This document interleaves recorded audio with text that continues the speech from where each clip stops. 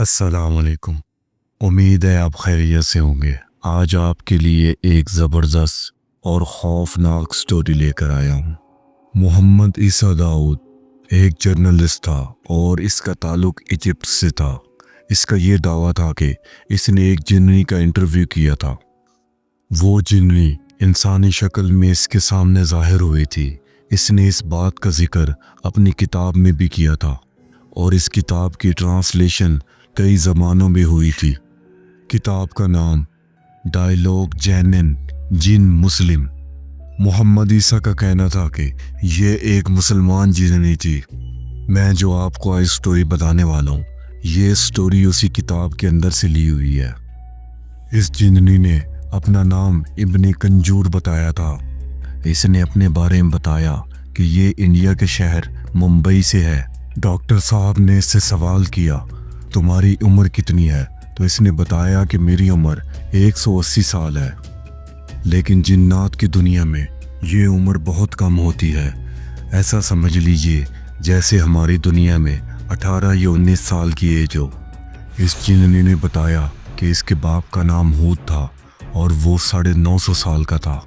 محمد عیسیٰ نے جب جنات کی عمر کے بارے میں اس جنی سے پوچھا تو اس نے بتایا کہ جنات کی عمر ہزاروں سال ہوتی ہے اور وہ ہزاروں سال تک زندہ رہتے ہیں، 6 سے 7 ہزار سال تک بھی، لیکن ایسے جنات کی تعداد بہت کم ہوتی ہے۔ جب اس جنی سے سوال کیا کہ اس دنیا میں جنات کی تعداد کتنی ہے تو اس کے پاس اس بات کا کوئی جواب نہیں تھا۔ جنات اس دنیا میں ہم سے بھی زیادہ پہلے سے رہتے ہیں، تو جنات کی تعداد کا اندازہ لگانا ہمارے بس سے باہر ہے۔ اس جنی سے سوال ہوا کہ جنات آخر رہتے کہاں ہیں؟ تو اس نے بتایا کہ زیادہ تر سمندر کی گہرائی میں اور دریاؤں میں، جنات پہاڑوں میں، غاروں میں اور جنگلات اور دریاؤں میں بھی رہتے ہیں۔ اس نے بتایا کہ بدکار جنات کو گندگی بہت پسند ہوتی ہے، وہ کوڑے کے ڈھیر کے اوپر رہنا پسند کرتے ہیں۔ دوستو، ایک اور انٹرسٹنگ بات جو اس جنی نے بتائی وہ یہ تھی کہ جنات کے بچے ایک ہی وقت میں 7 سے 8 بچے پیدا ہوتے ہیں، اور کبھی کبھار تو ان کی تعداد 15-16 تک بھی ہو جاتی ہے۔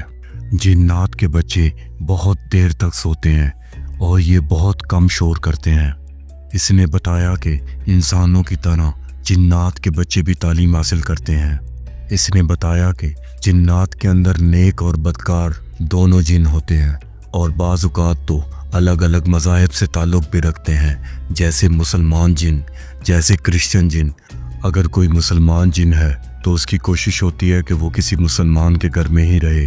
اگر کوئی کرسچن ہے تو اس کی کوشش ہوتی ہے کہ وہ کسی کرسچن کے گھر رہے۔ اور جیسے دیگر مذاہب ہیں، مسلمان جن جو جس گھر میں رہتے ہیں، کبھی کبھار فجر کی نماز کے لیے وہ ان کو اٹھانے کی کوشش بھی کرتے ہیں۔ محمد عیسیٰ نے اس سے پوچھا کہ کیا میرے گھر میں تمہیں جنات دکھ رہے ہیں؟ اس نے جواب دیا کہ ہاں، مجھے تمہارے گھر میں 2 جنات دکھ رہے ہیں، جن میں 2 میاں بیوی ہیں اور ان کے 2 بچے بھی ہیں، جن کا نام سعید اور ماریان ہے۔ اس نے مزید بتایا کہ یہ جنات تمہارے گھر کی چھت پر رات کو عبادت کرتے ہیں۔ ابن کنجور نامی جنی نے یہ بھی بتایا کہ جنات کے مختلف رنگ ہو سکتے ہیں، کسی کا لال، کسی کا پیلا تو کسی کا سبز بھی ہو سکتا ہے۔ اس نے مزید بتایا کچھ جنات اڑ سکتے ہیں اور کچھ جنات مختلف شیپ بھی لے سکتے ہیں، جیسا کہ انسان کی شیپ یا پھر سانپ کی یا کتے کی۔ اس نے یہ بھی بتایا کہ جنات کے لیے خود کو کسی اور روپ میں ڈالنا اتنا آسان کام نہیں ہوتا، اس کے اندر ان کی جان بھی جا سکتی ہے۔ مزید محمد عیسیٰ نے اس سے پوچھا کہ جنات کیسے دکھتے ہیں۔ اس نے یہ بتایا کہ انسانوں کو لگتا ہے کہ جنات خوفناک نظر آتے ہیں، ویسے تو جنات نارمل نظر آتے ہیں، لیکن کچھ جنات ایسی خوفناک شکل ڈھال لیتے ہیں جس سے انسانوں کو ڈرایا جا سکے۔ اس نے بتایا کہ ان کا سر ان کے جسم سے بہت بڑا ہوتا ہے اور ان کی آنکھیں بھی بڑی ہوتی ہیں۔